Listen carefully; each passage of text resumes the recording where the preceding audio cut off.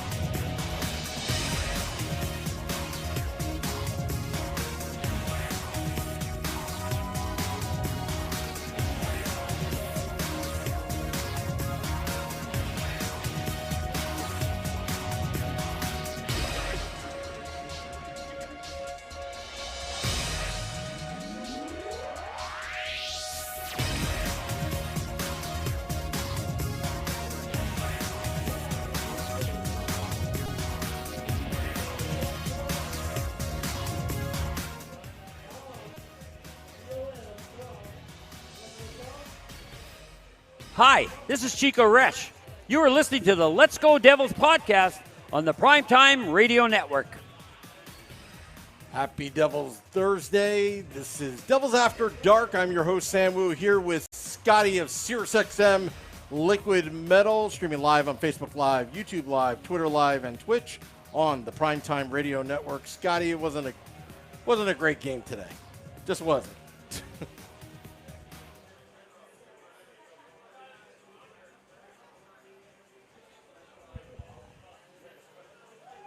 Scotty, I can't hear you. Oh, hey, how about that? My mic was muted. Hey, what do you know? There we go. Live radio. That's what we do here. No, that was me. That was totally me. Because I was, trying to, never mind. Anyway, it was news reporter Sam Wu. So we know that means it was a bad Devils game. And it wasn't horrible all over the place, but that second period was pretty atrocious. Let's get to the Devils recap with their loss to the Panthers 4-1. It started out pretty good. And actually, wait a minute. I'm jumping ahead here. I should mention that we are live from the Sandbar Sports Grill down there in Cocoa Beach, Florida, FLA. We were there for Game Day Live, and now we're here for Devils After Dark. We can't ring the Hell's Bells, unfortunately, but, we're there. Sam Wu, he's hanging out. He brought his family down there. He's making his sister work behind the scenes and everything like that.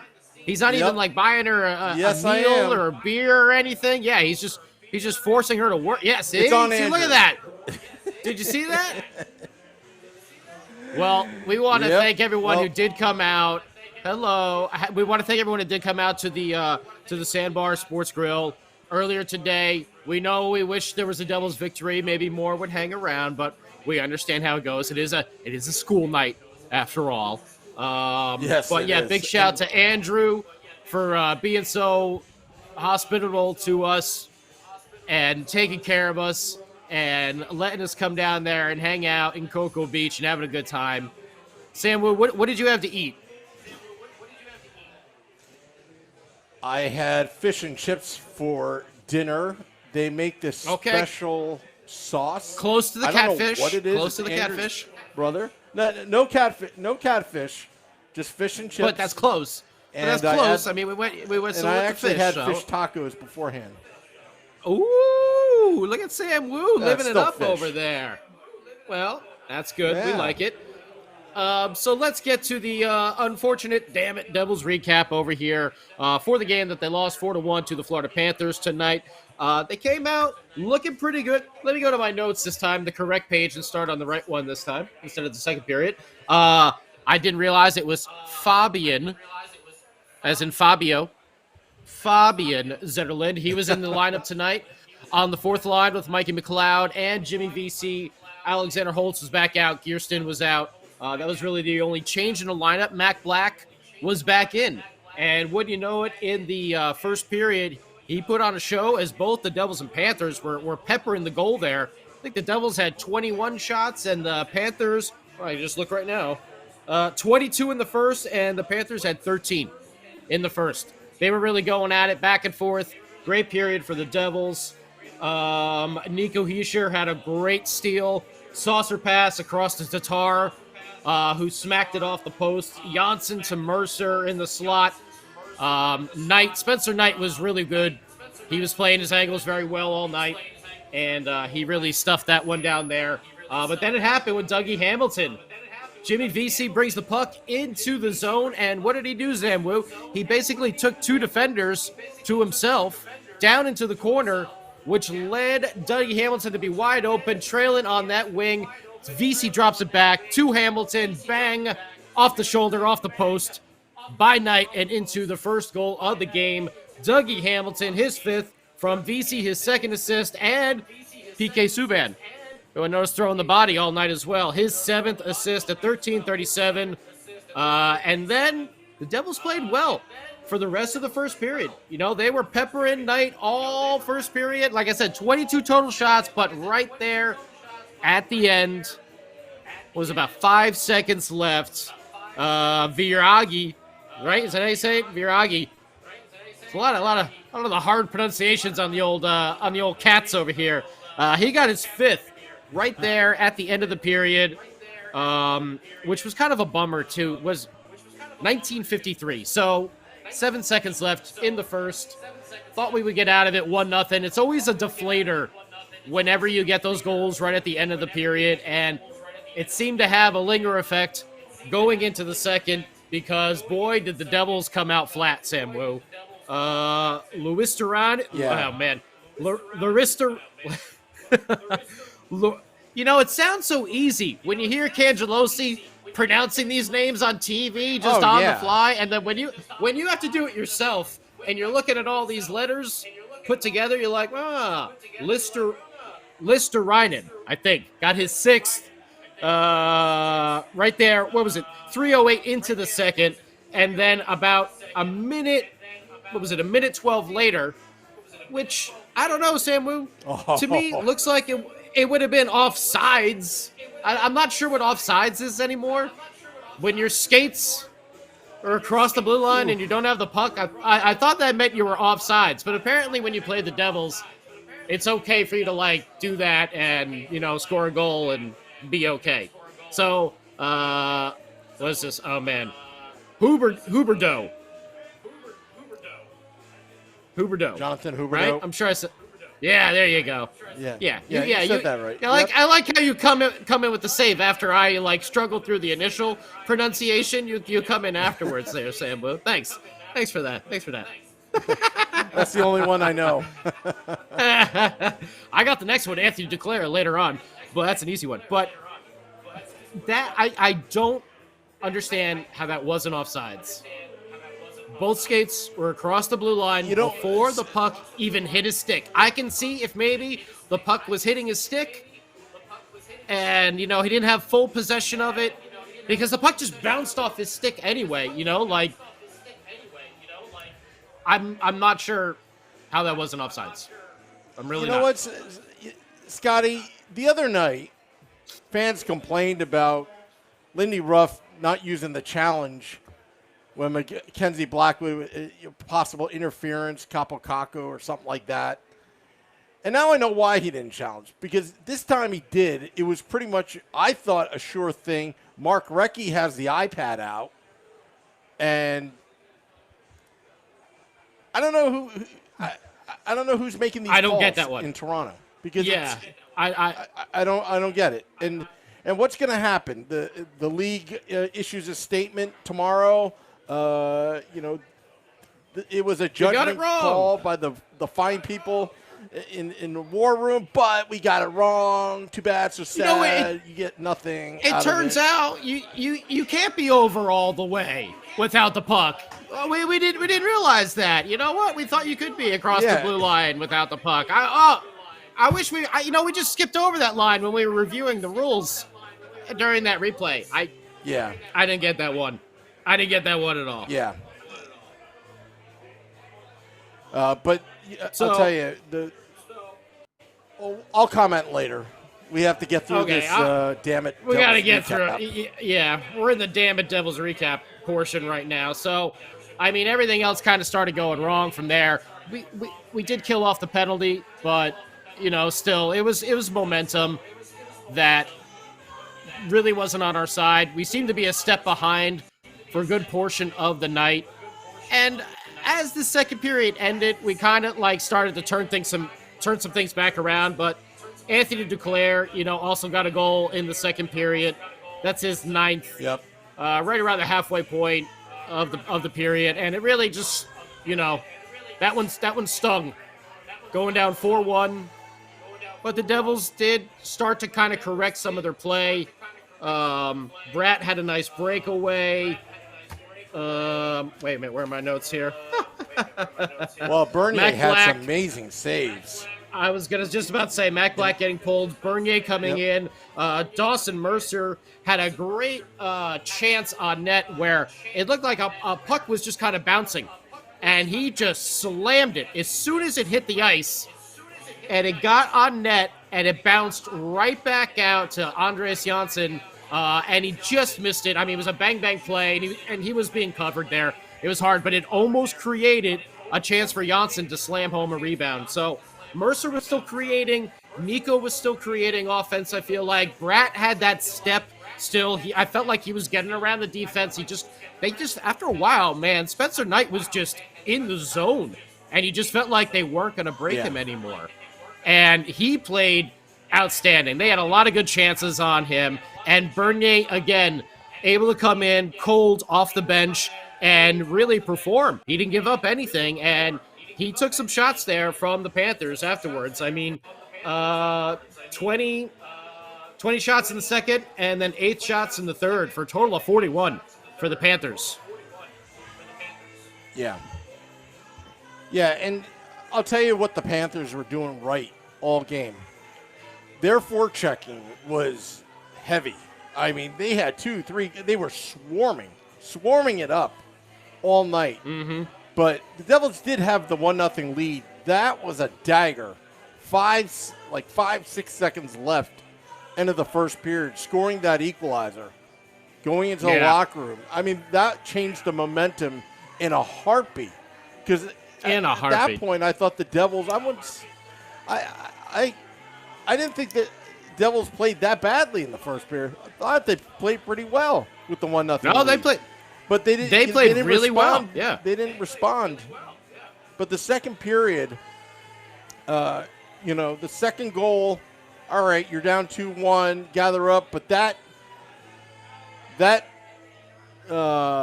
non-call of offsides really demoralized myself. I think the Devils fans. I can't get over it because the inconsistency of this league and what they're calling. And the worst part of this, all about this, Scotty, it was a replay.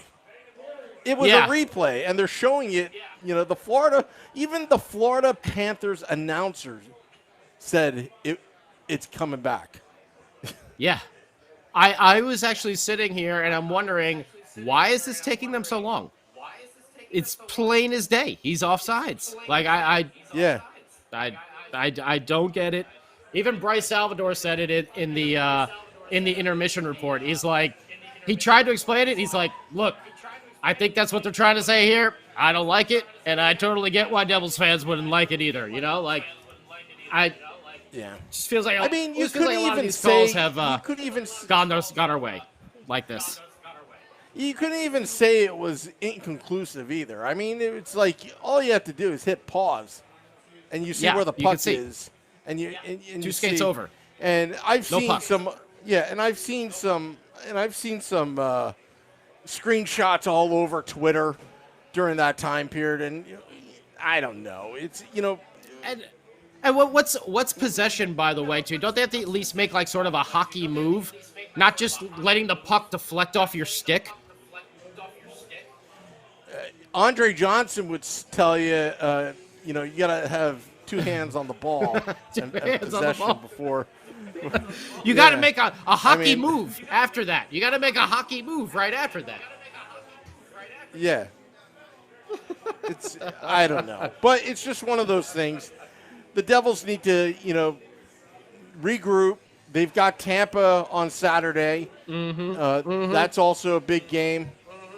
Very big game. Mac Black has got to get it, he's got to, get back on track. I mean, Mac Black's played pretty well so far this season. But Jonathan Bernier coming in, playing lights out. Huge. I mean, that was some goaltending. I mean, that was great. And that's something also you look back to last year. And we've said it a million times, no disrespect to Scott Wedgwood, but having Bernier there instead is just a completely different ballgame. Yeah. It absolutely is. And, kudos to Nico Hischier and the rest of the Devils trying to come back, even in the last 2 minutes there on the power play. They almost got one. But I'll tell you, one of the things that the Florida Panthers were doing, and I was kind of scouting them out since they're, top-tier team right now in the NHL. Number one, I'll say it again, their forechecking was amazing tonight. I mean, the Devils had trouble getting outlet passes out to the forwards, and it became a distraction. It became a problem as the game was going on. They used their size too. Once the Panthers and once the Panthers had the lead, it was hard to overcome. Yes, and I was just I'm sorry, I'll cut you off there, but they used their size to kind of get in the way of our speed, which the last game we were able to use our speed to get around their size. So they took it to us this time. And Spencer Knight, also, you just kind of have to tip your hat as well because we had a lot of good chances. We talked about the Tatar shot. Nico had 2 great chances in the front. Mercer was creating chances. Bratt had that breakaway. Spencer Knight just, hey man, you give up 7 goals to a team like 2.5 weeks before, you're gonna mark that one off on the calendar if it's coming up again real quick. That's when you want another shot at. So this is a good team. This is a very good team. The Devils, very good team. The Devils had to figure, but the good thing I saw is the Devils were starting to figure out how to get around that size of the Panthers late in the second period and into the third period. Definitely in the first. It was just really about a 10-minute, 12-minute span there in the second. Once that late goal hit, I don't know what happened. And actually, I should point this out too, because Bryce Salvador, it's not like I made this conversation, but Bryce Salvador pointed out that, I think he said, was it 2 or 3 of the goals were glove side on Mackenzie Blackwood, which is not very common for old Mac Black. That glove is, one of the fastest in the East. Yeah. But Devils lose 4-1 to the Florida Panthers. Saturday, they take on the Tampa Bay Lightning. As you may know, I will be there. Nick Villano, pucksandpitchforks.com. Vinny Parisi will be from Chicago. And our special guest is Ken Danico. So those that are traveling, watching the Devils, come find us in Thunder Alley. We'll make the announcement on game day where exactly we'll be. Come out and support. That'd be great because I know a lot of Devils fans follow the Devils, especially down to Florida. Also, Sandbar Sports Grill, thank you to the owner, Andrew, for just the hospitality. They rolled out the red carpet, signs, airplanes, flying signs on the beach. welcoming the Let's Go Devils podcast. Never in the wildest dreams that I ever thought that would actually happen. Usually I'm the guy that's, planning the things behind the scenes, but it was a nice surprise, especially when, I don't know if you heard the story, Scotty. He told me, look, I got you a plane. Welcome, Let's Go Devils podcast. I didn't even look. I kind of blew him off. He's probably thinking I'm some big jerk. But, we're used to the sarcasm, right? And then he said, look again. Jersey. I'm looking again. I was like, whoa. Yeah. Yeah, so, but a lot of Devils fans came out to this bar. Go ahead. And if you're in the Cocoa Beach area at all, down there in Florida, go check it out. The Sandbar Sports Grill. You will not regret it. Yes. And it's a hockey bar as well. A Canadian fan talked to me, Pittsburgh Penguins fan. Fans from other teams actually liking the podcast. Go watch the Devils game at the Sandbar. Yeah. And there's the only bar that has the NHL package. There you go. Yeah. So they'll always be on. To watch a game. Yeah. Exactly. All right, Scotty. All right, Sam Woo. Getting up to the time to go, but just want to thank everybody, all the waitresses and waiters and everybody. Nick, the manager, I think he was the manager. Andrew, your sister, the staff, Aiden, my sister. Thank you for reminding me, and everybody that came out to the Sandbar Sports Grill. Yeah, I'm probably going to hear about it later. So we'll be back from Amalie Arena in Thunder Alley. We'll be back at the Sandbar at some point too. Don't you worry about that. Oh no, don't you worry about that. I'm already planning a trip already. Good. And you gotta see his rink in his backyard. It's great. Plus he's got alligators back there. It's freaking cool. He's got gators back there? He's got gators back there. It's freaking cool. Wow. Yeah, one of these days we just got to take some meat and then just feed the gators and just like spray paint like a Rangers logo on it. Not that we're a bunch of savages here on the Let's Go Devils podcast, right? No, not at all. Not at all. Well, Sam Woo, I think this is coming to the end of this edition of Devils After Dark. Thank you again to everybody. Yep. YouTube Live, Facebook Live, Twitter Live, everybody at the Sandbar Sports Grill. Don't forget to tip your bartender, your waiter, your Sam Woo, if you're out there right now. Have yourself an awesome evening, and we'll be back on Saturday from Tampa, Game Day Live, with the enforcer of the Let's Go Devils podcast, Ken Danico. Till next time, let's go Devils.